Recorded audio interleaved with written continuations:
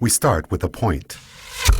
Like the point we know from geometry, it has no size, no dimension. It's just an imaginary idea that indicates a position in a system. A second point, then, can be used to indicate a different position. But it, too, is of indeterminate size. To create the first dimension, all we need is a line joining any 2 points. A first-dimensional object has length only, no width or depth.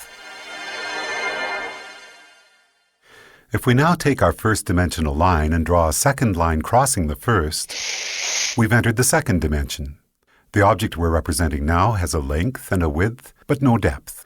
To help us with imagining the higher dimensions, we're going to represent our second-dimensional object as being created using a second line which branches off from the first. Now let's imagine a race of two-dimensional creatures called flatlanders. What would it be like to be a flatlander living in their two-dimensional world? A two-dimensional creature would have only length and width, as if they were the royalty on an impossibly flat playing card. Picture this. A flatlander couldn't possibly have a digestive tract because the pipe from their mouth to their bottom would divide them into 2 pieces. And a flatlander trying to view our three-dimensional world would only be able to perceive shapes in two-dimensional cross-sections. A balloon, for instance, would start as a tiny dot, become a hollow circle which inexplicably grows to a certain size, then shrinks back to a dot before popping out of existence. And we three-dimensional human beings would seem very strange indeed to a flatlander. Imagining the third dimension is the easiest for us because every moment of our lives, that's what we're in. A three-dimensional object has length, width, and height. But here's another way to describe the third dimension. If we imagine an ant walking across a newspaper which is lying on a table, we can pretend that the ant is a flatlander walking along on a flat two-dimensional newspaper world. If that paper is now folded in the middle, we create a way for our flatlander ant to magically disappear from one position in his two-dimensional world and be instantly transported to another. We can imagine that we did this by taking a two-dimensional object and folding it through the dimension above, which is our third dimension. Once again, it'll be more convenient for us as we imagine the higher dimensions if we can think of the third dimension in this way. The third dimension is what you fold through to jump from one point to another in the dimension below. Okay, the first 3 dimensions can be described with these words: length, width, and depth. What word can we assign to the fourth dimension? One answer would be duration.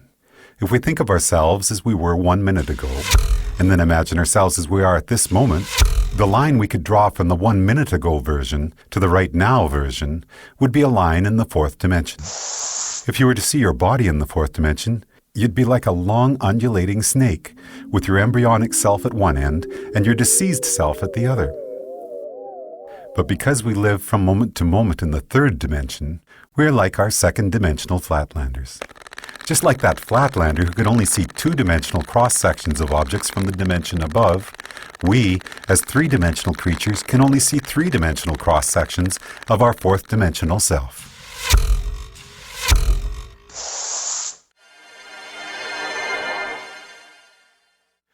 One of the most intriguing aspects of there being one dimension stacked on another is that down here in the dimensions below, we can be unaware of our motion in the dimensions above. Here's a simple example.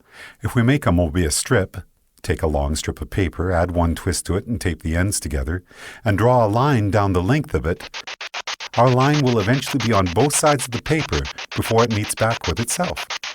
It appears, somewhat amazingly, that the strip has only one side, so it must be a representation of a two-dimensional object.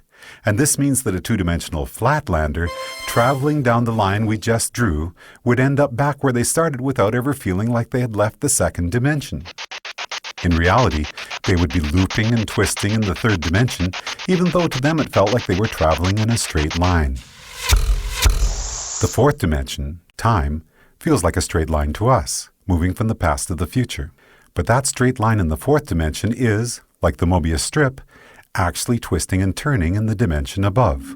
So the long undulating snake that is us will feel like it is moving in a straight line in the fourth dimension, but there will actually be, in the fifth dimension, a multitude of paths that we could branch to at any given moment.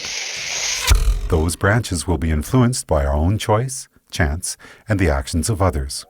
Quantum physics tells us that the subatomic particles that make up our world are collapsed from waves of probability simply by the act of observation.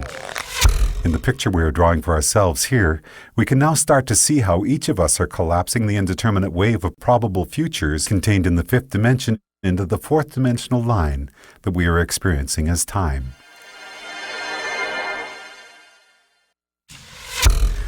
What if you wanted to go back into your own childhood and visit yourself? We can imagine folding the fourth dimension through the fifth, jumping back through time and space to get there. But what if you wanted to get to the world where, for example, you had created a great invention as a child that by now had made you famous and rich? We can imagine our fourth dimensional selves branching out from our current moment into the fifth dimension. But no matter where you go from here, the great child inventor timeline is not one of the available options in your current version of time. You can't get there from here, no matter how much choice, chance, and the actions of others become involved. There are only two ways you could get to that world. One would be to travel back in time, somehow trigger the events that caused you to come up with your invention, then travel forward in the fifth dimension to see one of the possible new worlds that might have resulted. But that would be taking the long way. The shortcut we could take would involve us folding the fifth dimension through the sixth dimension, which allows us to instantly jump from our current position to a different fifth dimensional line.